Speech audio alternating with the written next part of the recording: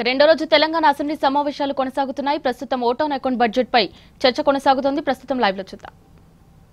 మీరు ఇచ్చిన హామీని గౌరవ ముఖ్యమంత్రి గారికి గుర్తు చేస్తూ ఆ దిండి ద్వారా ఇబ్రాహీంపట్నం మహేశ్వరం కల్వకుర్తికి సాగునీరు అందించడానికి ఈ బడ్జెట్ లో ప్రస్తావన లేదు కాబట్టి ఒకసారి గౌరవ ముఖ్యమంత్రి గారికి దీన్ని గుర్తు చేస్తున్నాను అధ్యక్ష మీ ద్వారా.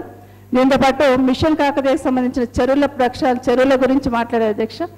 చెరువుల పునరుద్ధరణ ఎంత ముఖ్యమో ఆ చెరువులను నింపే కార్యక్రమం కూడా తప్పకుండా ఆలోచించాలి అధ్యక్ష. ఎందుకంటే గతంలో ఇబ్రాహీంపట్నంలో గౌరవ ముఖ్యమంత్రి గారు ఒకసారి మాట్లాడుతూ ఇబ్రాహీంపట్నం చాలా పెద్ద చెరువు, దాన్ని నింపడం ఖచ్చితంగా నింపుతామని హామీ ఇచ్చారు అధ్యక్ష. అలాంటి ఎన్నో చెరువులు ఈరోజు అలా ఖాళీగా ఉన్నాయి కాబట్టి వాటిని నింపితే సిటీ చుట్టుపక్కల వ్యవసాయానికి వాడుకోకపోయినా భూగర్భ జలాలు ఎదగడానికి అవకాశం ఉంటుందని పరిశీలించాలని ప్రభుత్వాన్ని కోరుతా ఉన్నాను అధ్యక్ష. దీంతోపాటు విశ్వనగరంగా హైదరాబాద్ను చూడాలని అనుకుంటున్నాం అధ్యక్ష. అందరము హైదరాబాద్లో ఉన్న చెరువుల పరిస్థితి ప్రత్యేకంగా ఉంటుంది అధ్యక్ష. హెచ్ఎండిఏ పరిధిలో ఉన్న చెరువులన్నీ కూడా చుట్టుపక్కల కాలనీస్ అన్ని డ్రైనేజ్ సిస్టమ్ అంతా తీసుకొచ్చి ఆ చెరువులలో వేయడం వల్ల ఓపెన్ సెప్టిక్ ట్యాంకుల్లా మారిపోయినాయి అధ్యక్ష.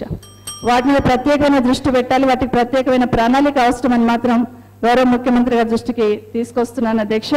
దీంతో పాటు డబుల్ బెడ్రూమ్ ఇళ్ల గురించి ఒక్కసారి ప్రస్తావించాలి అధ్యక్ష. తెలంగాణ రాష్ట్రం ఏర్పడ్డప్పటి నుండి ఎంతోమంది డబుల్ బెడ్రూమ్ ఇళ్ల గురించి ఎదురు చూస్తూ ఉన్నారు అధ్యక్ష. ప్రభుత్వం వచ్చిన కొత్తలో కుటుంబ సమగ్ర సర్వే చేసినప్పుడు కూడా ఇల్లు లేని వాళ్ళు దాదాపుగా 22 లక్షల మంది ఉన్నారనేది ప్రభుత్వం దగ్గర ఉన్న నివేదిక అధ్యక్ష.